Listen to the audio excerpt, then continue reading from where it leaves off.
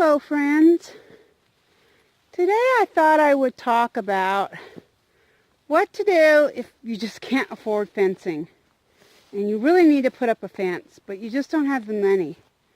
Well, that's where creativity has to come into play when you're homesteading.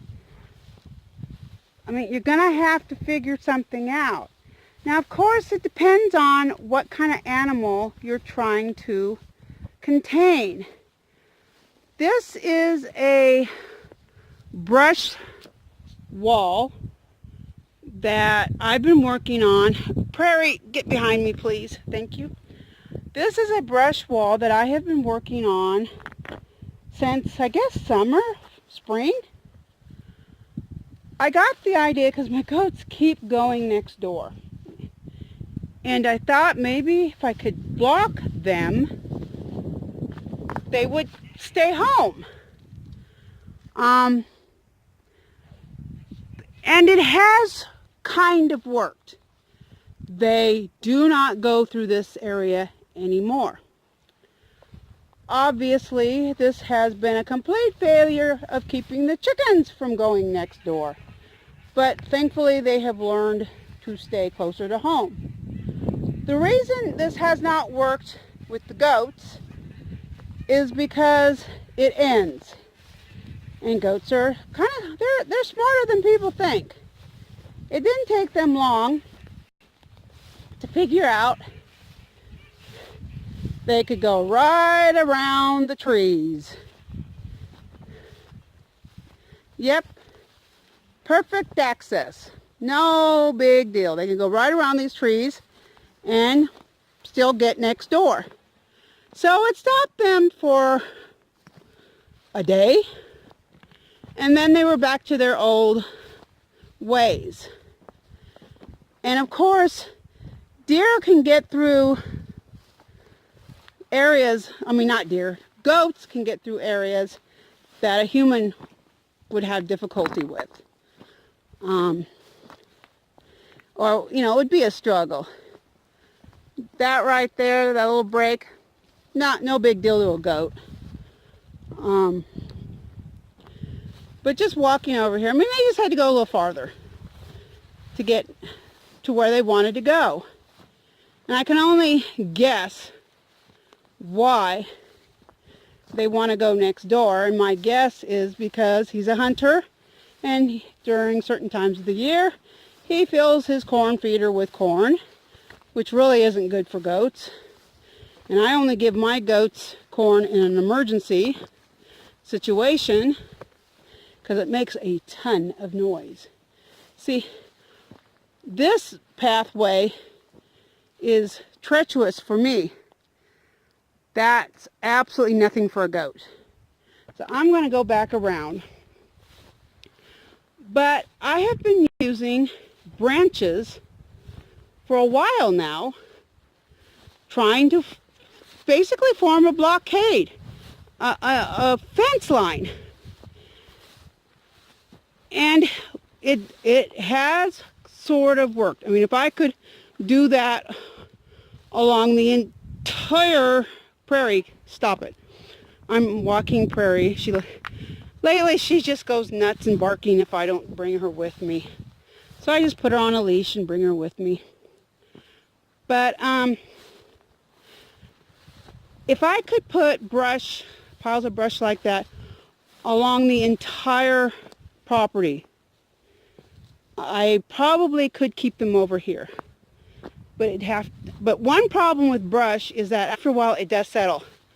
It may be 6 feet tall, but after a few years it will be maybe 3 feet tall or 4 feet tall. They settle. So keep that in mind if you decide to use brush. Now all the cedar, every bit of the cedar, normally that would just get burned. So it's garbage wood. It's not anything I could build with. So, it's either burn it or use it as a fence.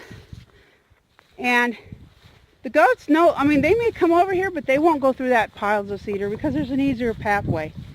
Now, I don't know if I had the entire area blocked, if they would try or not. I just don't know.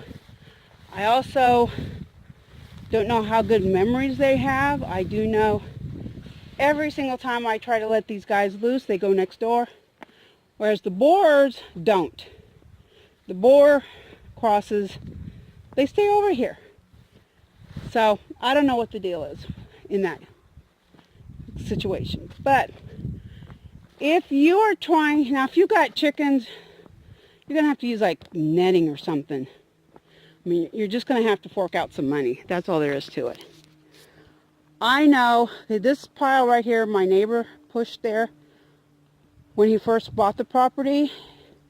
He just dug up trees with his bulldozer or whatever it was and piled them over here. I've added a few because that will not stop a goat. They'll just climb right over it.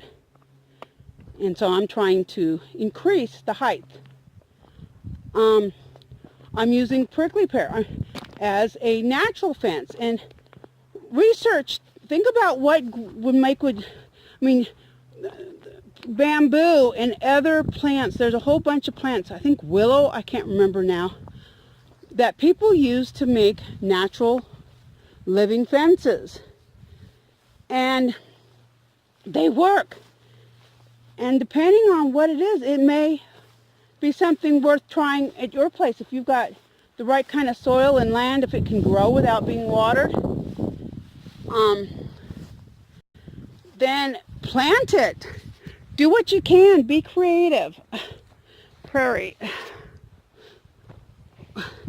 You know, I planted prickly pear along here to try to make a living fence in hopes of keeping my goats from going over there. And yeah, they could still go around all these trees down there and eventually get over.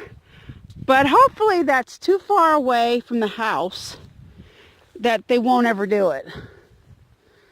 So, and this right here, it's high enough that it could potentially, you know, unless they were super determined, it could keep them over here.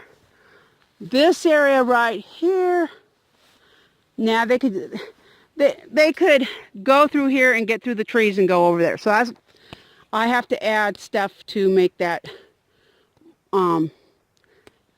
more difficult to get over there. But I just wanted to show you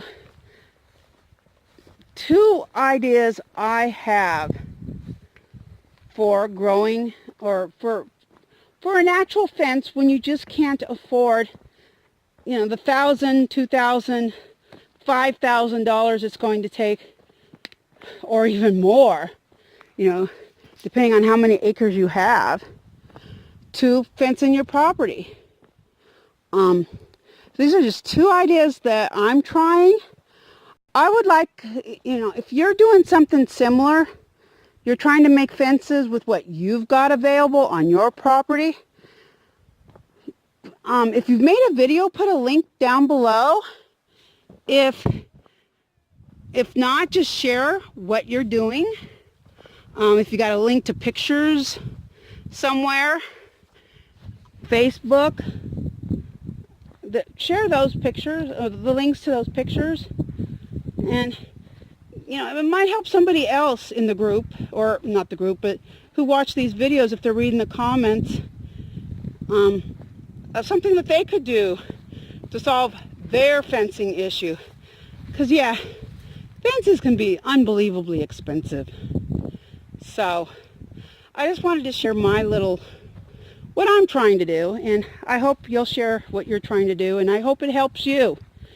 If you've been struggling with how to solve your fencing issues, you know, maybe we'll give this idea. What I'm doing will spark some ideas in your mind. So, thanks for watching. I hope this helped you, and may God bless you.